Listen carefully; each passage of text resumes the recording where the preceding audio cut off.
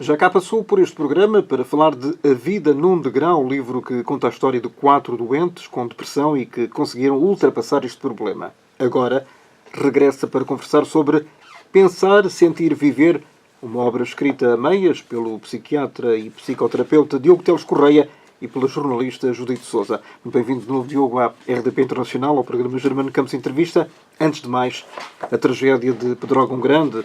Pode um psicólogo aliviar a dor dos familiares que perderam os seus entes queridos ou essa é uma tarefa impossível?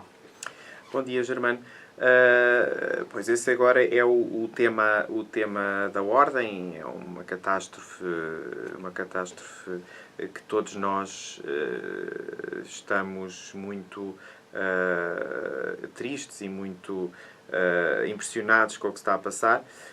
Ora, nestas situações de catástrofes naturais, existem protocolos, existem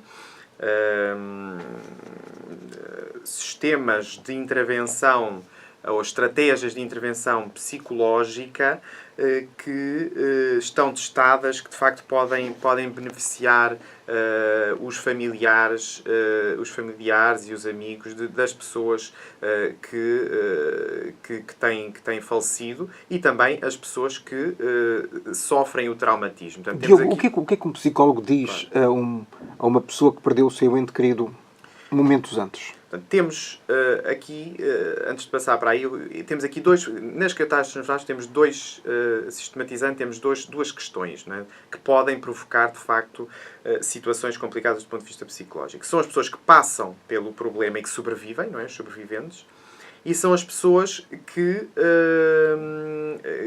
têm familiares que acabam por falecer ou ficar gravemente feridos, etc, etc. Pronto. Relativamente ao primeiro caso, às pessoas que passam pela situação, podem desenvolver uma situação que nós chamamos de stress pós-traumático, não é? Existem várias estratégias que são controversas, ou seja, há algumas escolas que dizem que se deve estimular a pessoa a falar sobre o assunto, a contar a história, o que é que se passou, não guardar para si. Não guardar para si, mas há outras escolas que dizem que a pessoa que o técnico de saúde mental deve estar disponível, mas não deve obrigar a pessoa a falar. Portanto, temos aí critérios diferentes. Exatamente. Portanto, diferem de autor para autor. O que é que acolhe melhor? O que eu acolho melhor é nós estarmos disponíveis. No meu ponto de vista, não devemos obrigar as pessoas a falar sobre o assunto. Okay? Portanto, devemos estar disponíveis dizendo que, de facto, validando a situação, que foi uma situação de certeza complicada para a pessoa, e dando espaço para que ela fale e nos procure, pode não nos procurar logo. Muitas vezes as pessoas não estão dispostas, estão a ultrapassar um stress muito grande na própria altura e preferem procurar-nos mais tarde, noutra altura, e, portanto, isto são situações que podem demorar, estas situações de traumatismo perante catástrofes, podem demorar... como perante catástrofes, como perante abusos, por exemplo, nas violações, etc. Também acontece isto. Portanto, há um traumatismo, a pessoa é submetida a um traumatismo. Portanto, estes traumatismos, as consequências psicológicas podem demorar semanas, meses, anos ou toda a vida.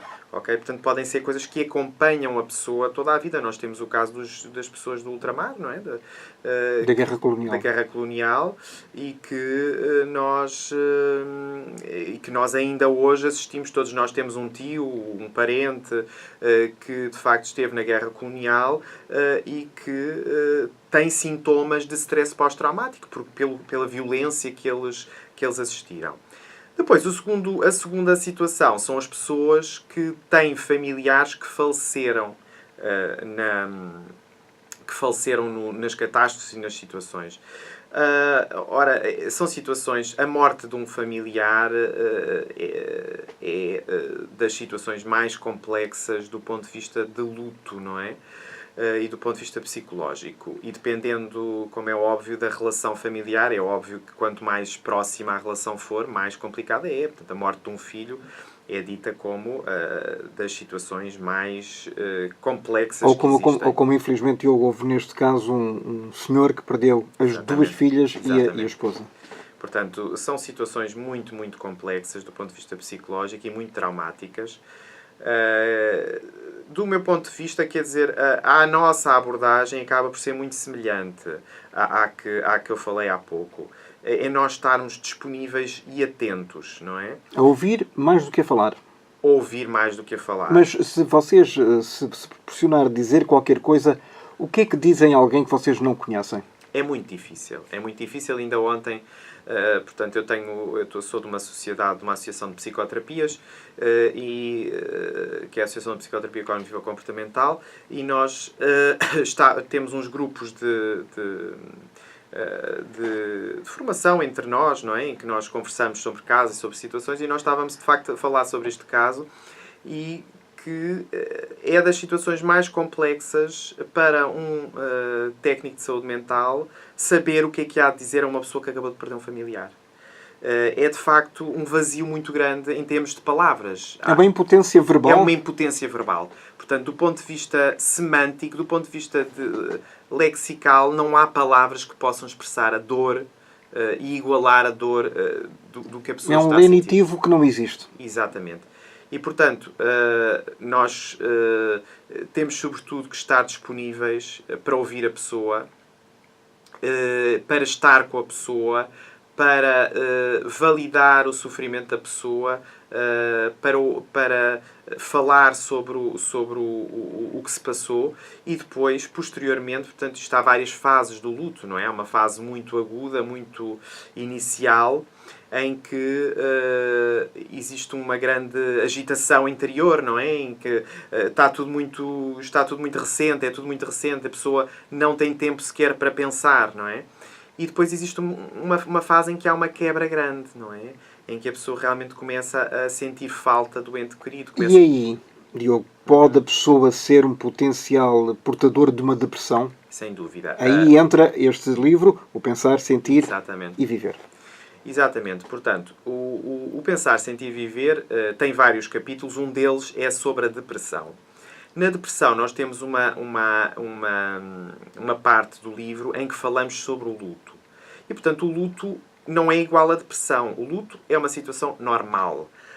Quando nos falece um ente querido, um amigo, ou até um animal que nós gostamos. Portanto, é um processo normal. Agora, o luto, em determinados casos, muito frequentemente nestes casos mais dramáticos, como é o caso, por exemplo, da perda de filhos, pode culminar numa situação de luto patológico. E aí sim, o luto patológico já pode ser considerado, em alguns casos, uma depressão. E que tem o tratamento de uma depressão, não é? Existem alguns sinais para o luto patológico. Nomeadamente o desenvolvimento de sintomas depressivos graves, como a incapacitação devido ao humor depressivo e à tristeza de fazer a sua atividade profissional durante muito tempo. Portanto, é normal uma pessoa, quando faz o luto, estar uns meses, até um ano, um bocadinho perturbada, mas depois a fase, portanto, o desenvolvimento normal do luto é que a pessoa consegue processar a situação e voltar à sua vida normal. É o caso, por exemplo, da jornalista Judite Souza, que perdeu o filho há 2 anos e que é coautora deste livro. A Judite Souza... é um exemplo, por exemplo. A Judite Souza participou neste livro com a sua capacidade, grande capacidade, e com as suas características de grande jornalista que ela tem, com uma grande perspicácia em termos das perguntas que faz, em termos dos assuntos que traz, com a sua grande necessidade de se informar sobre todos os assuntos em que ela vai, em que ela se envolve. Mas, como é óbvio, é uma pessoa que, devido às suas situações de vida, tem uma maior sensibilidade para as questões da saúde mental. E, portanto, nós, através de uma amiga em comum, que é uma médica, a doutora Céu Machado, peço desculpa, a doutora Céu Santo, peço desculpa, que foi através dela que nós nos conhecemos e achámos por bem fazer este livro. É um livro que não fala só sobre a depressão, É um livro que tem vários capítulos. Um capítulo inicial em que focamos o que é uma doença mental, quais é que são os limites entre a doença mental e a saúde mental, quando é que nós podemos dizer que uma pessoa tem uma depressão, uma ansiedade, ou quando é que isso é uma tristeza normal e uma situação de nervosismo normal, qual é que é o limite. E qual é que é, Diogo? Portanto, o limite, e nós explicamos isto muito É bem. um limite temporal ou é um limite espiritual?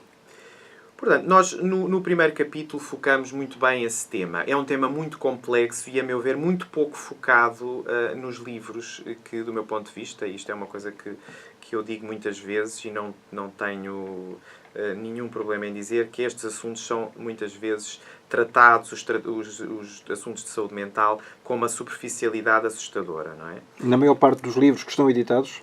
Em grande parte dos livros que estão editados sobre saúde mental são escritos muitas vezes por pessoas que não têm experiência nesta área, portanto, nem informação suficiente, e muitas vezes tratam dos assuntos de uma forma muito superficial. Pela rama. Pela rama.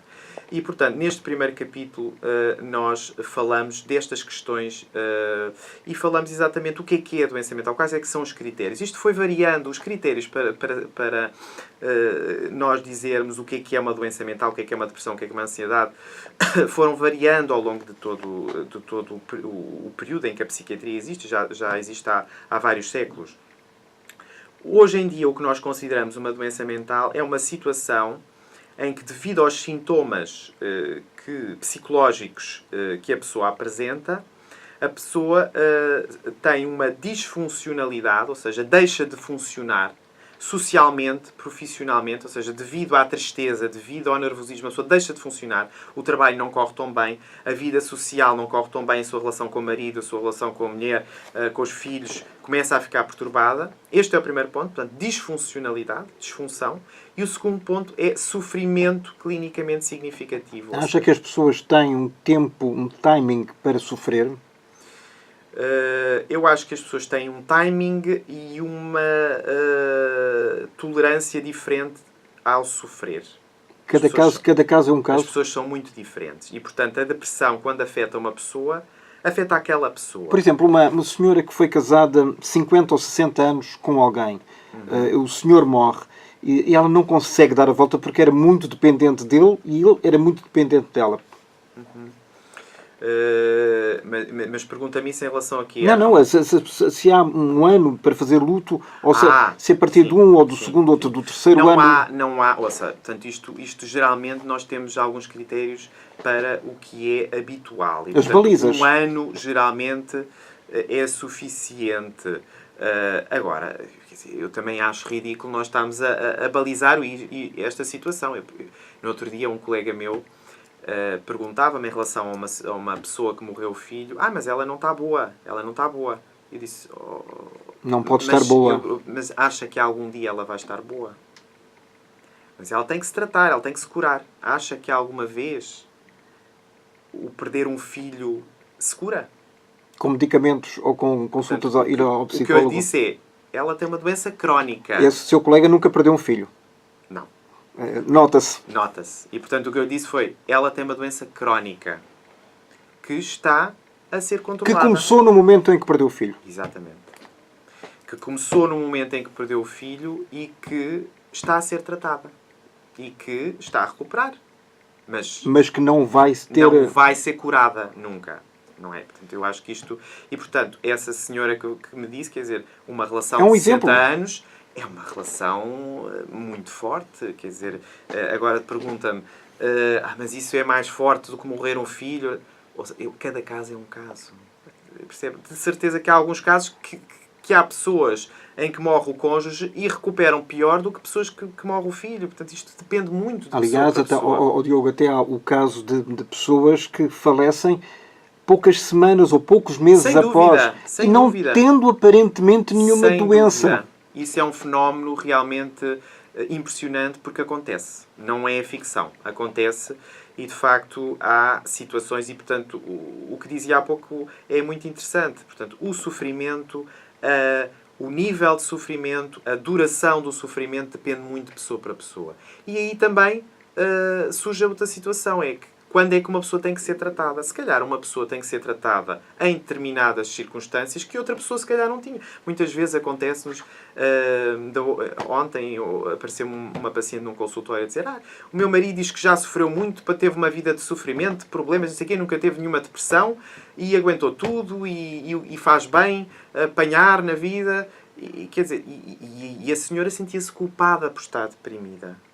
Porquê? Porque o marido culpabilizava. Quer dizer, eu já passei isto tudo e estou bem aqui e tu realmente estás aí deprimida. Cada pessoa é um caso. Só um pormenor importante. Essa senhora foi sozinha ao consultório? Foi. Não disse à frente do marido. Não disse. E o que é que aconselhava a fazer? A partilhar? A fazer terapia familiar?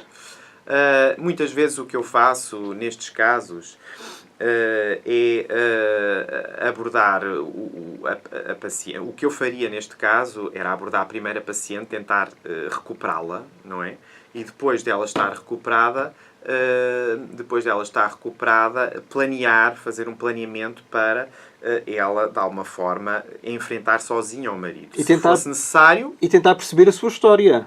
Claro. Não, sem dúvida. Nós, para tratarmos uma pessoa, temos que saber a história dela. Portanto, e isto vem a propósito também um bocadinho do que nós estávamos a dizer. Uma perturbação mental, quer seja uma mais leve, quer seja uma mais grave, isto é uma coisa que também é tratada no primeiro capítulo, depende de fatores biológicos e de fatores ambientais, do que é que a pessoa vive no dia-a-dia, do que a pessoa vivenciou ao longo da sua vida, mas também depende de fatores biológicos. E, portanto, há pessoas que têm mais tolerância às situações de stress do que outras. São mais fortes. São mais fortes. E, portanto, isso não significa... São mais fortes do ponto de vista biológico, do ponto de vista... Agora, não podemos moralmente dizer que são pessoas mais fortes. Percebe o que eu quero dizer? Perfeitamente. Porque isso é do ponto de vista ético, não, é desonesto para com as pessoas que sofrem. Ou seja, uma pessoa que tem uma depressão, que está a sofrer, não é uma pessoa fraca. Percebe o que eu quero dizer? É uma pessoa que, se calhar, biologicamente tem mais tendência para sofrer, para a depressão, mas não tem culpa disso. Uma pessoa não tem culpa de estar deprimida. É aquilo que nós podemos apelidar uma fraca de espírito. Porque tem pouca capacidade de resistência. Mas esses termos acabam por ser um bocadinho... Depreciativos. São seguramente. Exatamente. E, portanto, mas são utilizáveis. São utilizados, e, do meu ponto de vista, muito mal utilizados. Porquê? Porque agravam mais ainda o estado da pessoa que está deprimida. É importante a ajuda e o apoio, quer do homem, quer da mulher que nós temos ao lado? É imprescindível. É imprescindível. Eu costumo dizer, é uma coisa que eu repito muitas vezes, nós psiquiatras, nós psicoterapeutas, não somos a família do paciente. Não somos. Nós ajudamos os pacientes durante fases, muitas vezes de fases de muito tempo, muito duradouras, portanto, por períodos muito longos, outras vezes por períodos muito curtos, às vezes uma consulta, mas nunca vamos substituir a família do paciente. E, portanto, há alguns tipos de psicoterapia tentam, na sua estrutura, na sua base teórica, dizem que, de acordo com o que se vai desenvolvendo na relação entre paciente e terapeuta, que há muitos problemas que se vão resolvendo e que, de alguma forma, esta relação pode ir compensando algumas questões que foram sendo criadas no próprio paciente por relações difíceis que ele teve com pessoas reais do seu dia-a-dia. Há uma transferência de sentimentos.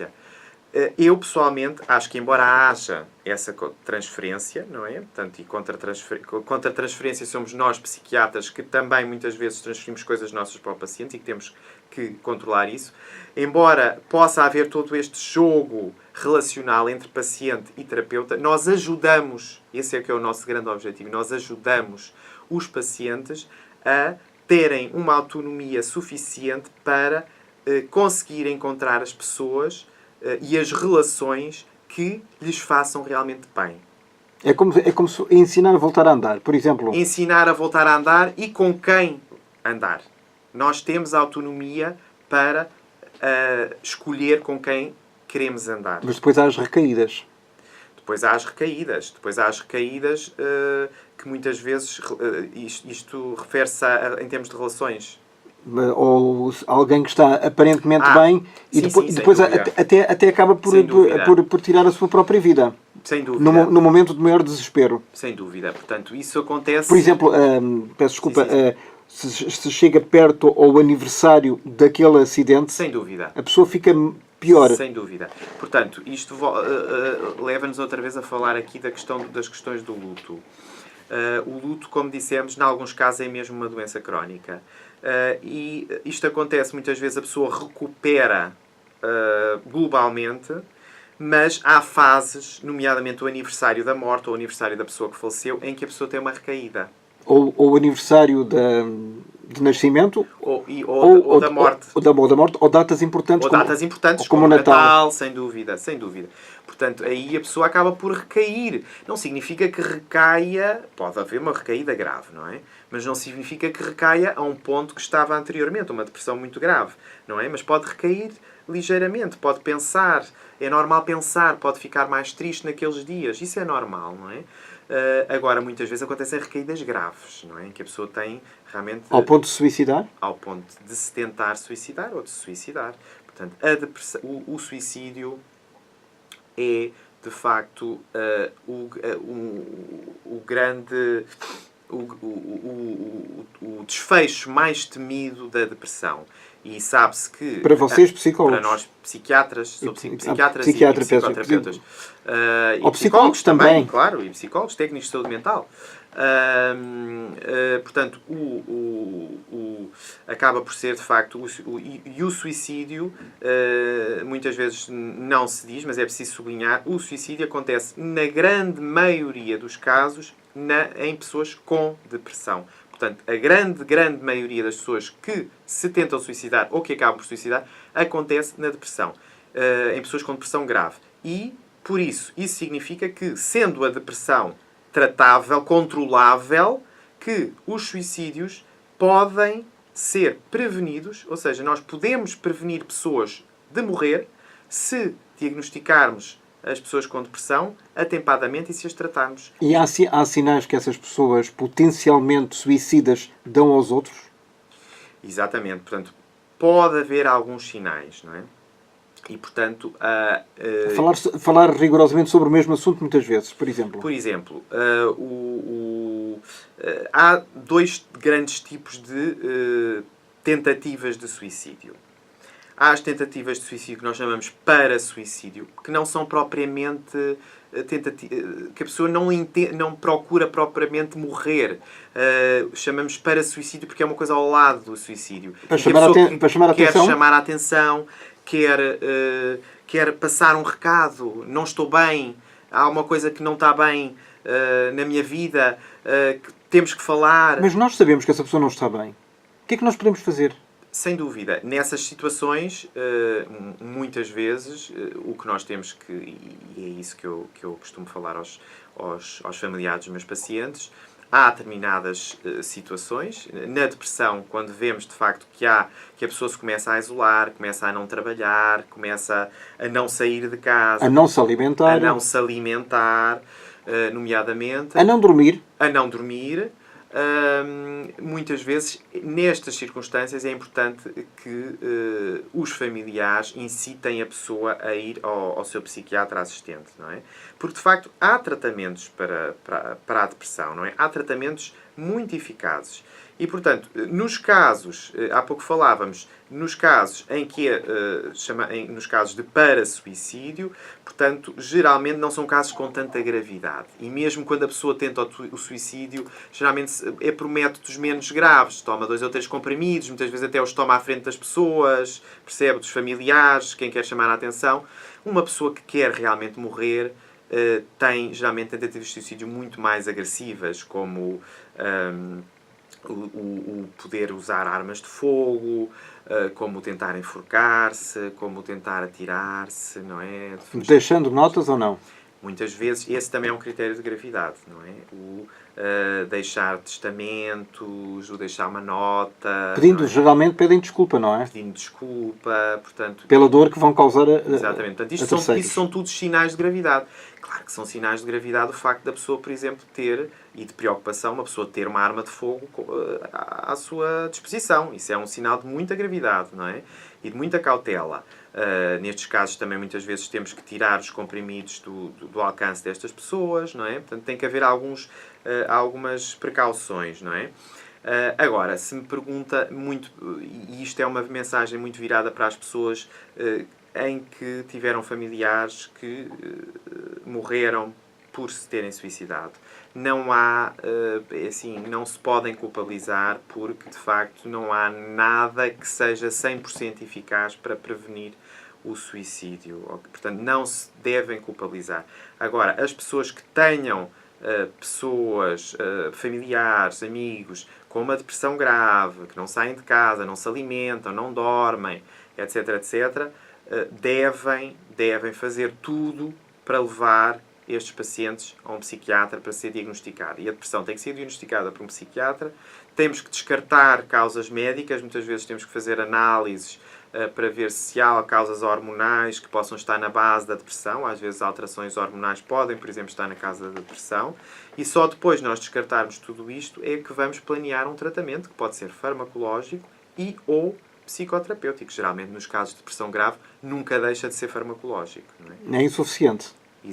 Nem suficiente. Na maioria dos casos, temos que conciliar a medicação com a psicoterapia. Agora, a medicação, nestes casos, é imprescindível. Eu até diria que a medicação, nos casos mais graves, é o mais importante.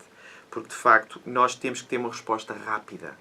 Em pacientes que se querem matar, em pacientes que não funcionam, em pacientes que deixam de trabalhar, em pacientes que estão naquele sofrimento, nós temos que fazer alguma coisa rápida, percebe? E a medicação hoje em dia traz-nos um conforto muito grande a essas pessoas, com efeitos secundários muito baixos. E, portanto, nós temos que deixar de estigmatizar, perder o preconceito e ajudar as pessoas que estão em sofrimento. Que é tipo, não estou louca, portanto não preciso de ir a um psicólogo ou um psiquiatra. Não preciso de tomar nada, eu não estou louca.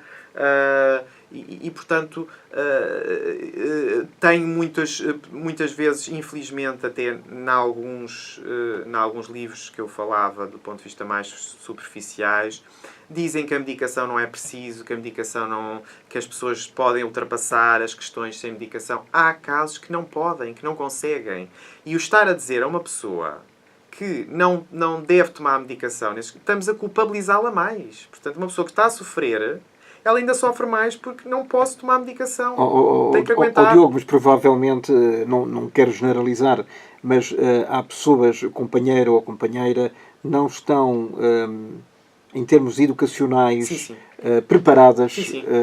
Para enfrentar esse tipo de situações. E o nosso livro, de facto, tem toda a razão. E o nosso livro, que tem um capítulo exatamente introdutório, tem um capítulo sobre a ansiedade, tem um capítulo sobre a depressão, tem um capítulo só sobre os tratamentos. Só sobre os tratamentos. Medicamentosos, psicoterapêuticos, até falamos no desporto. E depois temos um último capítulo, que esse que é muito interessante, que é o Homem do Século XXI, em que nós falamos sobre a personalidade do homem do século XXI e tudo aquilo que a sociedade faz para promover, no fundo, o aumento dos níveis de depressão e de ansiedade que se têm verificado. Não é? Estes tempos que nós estamos a viver em pleno século XXI, nesta segunda década do século XXI, são propícios à depressão e a termos problemas mentais? Portanto, nós falamos sobre isso no livro e, de facto, abordamos várias questões e vários aspectos deste mundo que podem estar a propiciar um aumento da prevalência da ansiedade e da depressão. E algo que nós defendemos com muita veemência no livro é que a psiquiatria não pode estar isolada da sociologia, da filosofia, porque as doenças mentais não podem ser encaradas apenas como alterações do cérebro. São alterações do cérebro em reação ao que se passa não é? E, portanto, as doenças mentais se aumentam hoje em dia não é só porque, houve uma mutação genética nas pessoas. É uma resposta? É uma resposta. Mas é uma resposta natural ou induzida? É uma resposta induzida pelo que se passa no ambiente, não é? E, portanto, os níveis de ansiedade, os níveis de depressão podem estar a ser induzidos por questões como a aceleração, por exemplo. A globalização trouxe muitos aspectos positivos. A globalização da informação, a globalização da comunicação. A internet, que no fundo faz parte desta globalização da informação, nós temos realmente informação a toda a hora, o que nós quisermos. Temos a toda a hora informação com uma velocidade alucinante. E de facto, esta quantidade alucinante de informação que nos chega desde crianças, os miúdos já têm acesso a isto, que não tínhamos, nós, quando éramos mais miúdos, não tínhamos acesso desta forma, obriga-nos a andar de uma forma acelerada, que de facto acaba por nos obrigar a movimentar numa velocidade que não é a nossa natural, que não é a nossa velocidade natural, não é a nossa velocidade de processar as coisas mentalmente natural. Por exemplo, vou-lhe dar este caso de Pedrógão Grande, estes incêndios terríveis, este drama humano imenso, o facto de nós vermos nos canais de informação quase sobre 24 horas, as mesmas imagens, não se fala noutra coisa, isto pode induzir as pessoas mais frágeis de espírito a terem realmente, a não resistirem, a não terem resistências suficientes para ultrapassar. Sim. Uma das questões que pode surgir com esta quantidade infinita de informação que nos chega é, de facto, a aceleração e que pode provocar níveis de ansiedade muito grande. Outra situação que nos pode acontecer são o conteúdo das imagens e da informação que nos chega. Nós deixamos de ter capacidade de selecionar o tipo de informação que nos chega. Tal é a velocidade que ela nos chega e tal é a manipulação dos mídias neste momento para que chegue a nós a informação. A manipulação no bom sentido, atenção. No bom sentido, muitas vezes no bom sentido. Outras vezes, infelizmente, nem sempre. Pois, podemos estar a adulterar a palavra manipulação. Não, manipulação no bom sentido e no mau sentido. Não é, não é bom sentido, por exemplo, quando no meio de comunicação social nós queremos que chegue um anúncio e portanto, acabamos por tentar intrometer esse anúncio no meio de um programa que está a captar do ponto de vista emocional muitas pessoas. Portanto, isto são formas necessárias devido à competitividade que hoje em dia existe, mas que são complexas. Mas, portanto, o que eu estava a dizer é que nós não conseguimos selecionar nem as imagens, nem as informações. E as imagens que nos chegam são muitas vezes que são muitas vezes estas imagens de uma grande violência. Por exemplo, a exposição de cadáveres. Os apresentadores geralmente têm o cuidado de dizer as imagens que vamos passar a seguir são suscetíveis de criar alguma perturbação às pessoas mais sensíveis, não é? Mas depois apresentam a mesma, quer dizer, aquilo são 2 segundos antes de apresentar as imagens. Ouça, até lhe vou dizer, é assim, o que eu no outro dia, num canal televisivo, nem vou dizer qual foi, nem vou dizer o que é que foi, o caso que foi. Eu vi uma pessoa a ser assassinada, a morrer com um tiro na cabeça. Eu achei aquilo foi a imagem mais violenta que eu vi até hoje. A pessoa não estava nem morta, nem ferida. Eu vi a pessoa a morrer. E, portanto, isto acontece... esta violência pode levar, por um lado, à banalização da violência, não é? À banalização da violência que pode ter consequências gravíssimas a nível dos jovens, por exemplo. Banalização da violência e da própria morte. E da própria morte, sem dúvida. Da violência, da morte, estes assuntos, não é? Que pode ter consequências gravíssimas a nível, sobretudo a nível das personalidades que ainda não estão formadas, não é? De adolescentes, crianças, que deixam de ter respeito pela violência e pela morte, não é? Isto é muito grave do ponto de vista da formação das personalidades, deixam de ser sensíveis a estas questões. Como é que vão ser jovens do futuro? Isto começa logo, por exemplo, a violência no namoro, em que geralmente os rapazes, por norma, não quer dizer que seja o contrário, também não seja verdadeiro, mas por norma, uns rapazes, sei lá, de 15, 16, 17 anos, dão, de facto, exercem violência sobre as suas parceiras e para eles é normal. Porque já viram isso também. Sim. Isso acontece e eu não quero extrapolar, como é óbvio, mas me parece que, quer dizer, há vários estudos sobre isso, que há alguns casos de adolescentes que cometeram assassinatos em série, que nós vemos, não é? Que pode estar relacionado muitas vezes com estas questões, não é? Não significa que estas pessoas em específico, que algumas delas pelo menos tinham alguma perturbação específica, não é?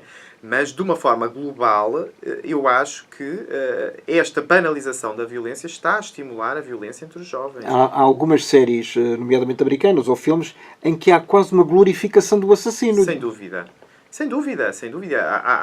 Há séries para adolescentes cujo principal objetivo é os adolescentes verem violência. Não. Inclusive há uma série que está a passar aqui nos canais por cabo, que são as várias formas de morrer. Por exemplo. E, por outro lado, há uma coisa que eu acho que temos que falar, é que estas imagens de catástrofes e até das injustiças sociais, que são imagens muito impressionantes, não é? Nós sabermos que há pessoas que são muito conceituadas, dirigentes, altos dirigentes de todo o mundo, não é? E que são condenados por crimes de burla, de fraude, quer dizer, isto são coisas muito impressionantes, são situações impressionantes. Tudo isto faz com que seja criado no indivíduo uma coisa que se chama responsabilização social. Ou seja, todos nós, quando apanhamos estas imagens, nós começamos a pensar, mas isto é uma injustiça tremenda. O problema é o que é que eu posso fazer por isto? Por isso é que se tem que enquadrar essas imagens, não é? Sem dúvida, mas o que é que eu posso fazer por isto? E depois, Diogo, depois os critérios de cada canal são totalmente dispares. Porque por exemplo, se viu, por exemplo, a imagem de alguém ser assassinado. Num determinado canal, não interessa qual, um qualquer, vai até a altura em que o assassino puxa o gatilho, presumindo que tenha sido por uma arma. Outros mostram tudo até ao fim. Eu vi tudo. Não houve critério rigorosamente nenhum de filtro. Nada. Eu vi o senhor a ser assassinado, a cair ao chão, vi tudo. Eu digo que foi a imagem mais impressionante que eu vi. Mesmo como psiquiatra, estando preparado para isso? Muito. Eu acho que todos nós, eu acho que ninguém está preparado para ver uma pessoa a ser assassinada, não é? Quer dizer, portanto, agora... Mas isso passou na televisão portuguesa? Passou na televisão portuguesa. Não significa que tenha sido uma reportagem feita por portugueses. Não, estou a perguntar se passou na televisão portuguesa. Passou na televisão portuguesa. E há imagens, inclusive, que, por exemplo, passam à hora do almoço, aparentemente onde há um maior acesso das crianças, onde, de facto, os critérios praticamente não existem. Eu acho que isto é uma coisa generalizada e, portanto, acontece, do meu ponto de vista, eu já vi em todos os canais portugueses e estrangeiros, situações que eu preferia não ter visto. Uns que cobrem a cara, outros não cobrem a cara, por exemplo, de menores. Eu já vi tudo. E, portanto, agora, tudo isto, do meu ponto de vista, é importante que seja legislado.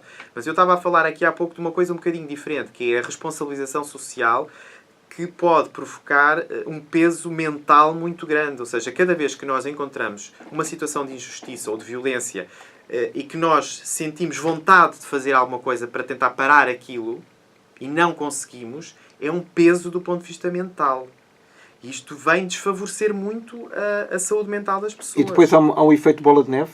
Há um efeito bola. Todos os dias eu vejo na televisão coisas que eu gostava de poder fazer alguma coisa. São situações de injustiça tremenda.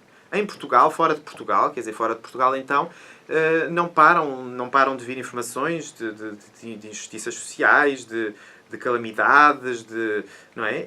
E, portanto, a globalização da informação tem coisas maravilhosas, mas veio criar aqui um peso mental muito, muito grande nas pessoas que, do ponto de vista de estrutura mental, não estão capazes de tolerar isto. E, portanto, muito por causa destas situações e por causa das próprias situações particulares das pessoas, mas estas situações que são transversais a toda a sociedade podem estar estas e outras, podem estar a determinar um aumento das perturbações de ansiedade e perturbações depressivas. Em que faixa etária?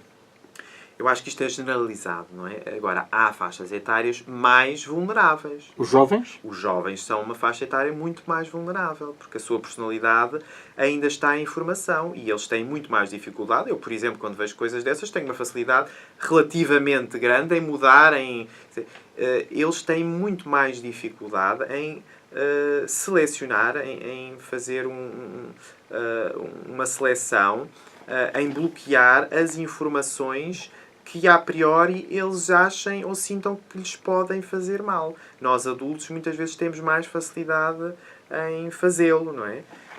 E portanto eu acho que não tem havido esse cuidado. Eu lembro quando era mais miúdo, quer dizer, as coisas que poderiam ser um bocadinho mais impressionantes não davam pura e simplesmente até determinada hora. E até tinha uma bolinha muitas vezes, não é?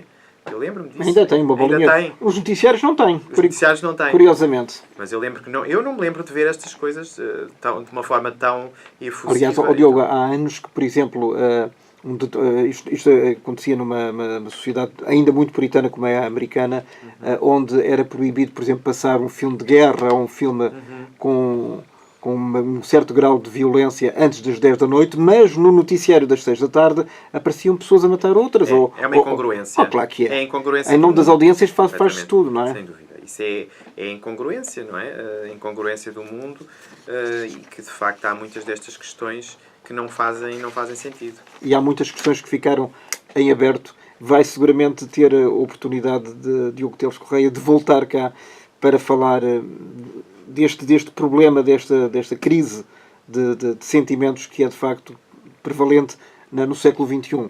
É de facto uma doença silenciosa também. A doença mental. A doença mental é uma doença que, como eu disse no outro dia numa entrevista, ou não se fala, ou se fala, do meu ponto de vista, de uma forma muito superficial, não é? E, portanto, é silenciosa porque em muitas das vezes não se fala nela e, em grande parte das vezes, a pessoa sofre sozinha e tem vergonha de dizer que sofre. De partilhar. De partilhar. Pensamos, sentimos também, vivemos um bocadinho também as experiências de outrens que serviram de exemplo para perceber melhor o conteúdo deste livro, uma obra escrita a meias, recordo, pelo psiquiatra e psicoterapeuta Diogo Teles Correia e pelo jornalista Judite Sousa, que foi o mote desta emissão aqui na RDP Internacional do Germano Campos Entrevista. Diogo, muito obrigado. Muito obrigado. E até à próxima. Até à próxima.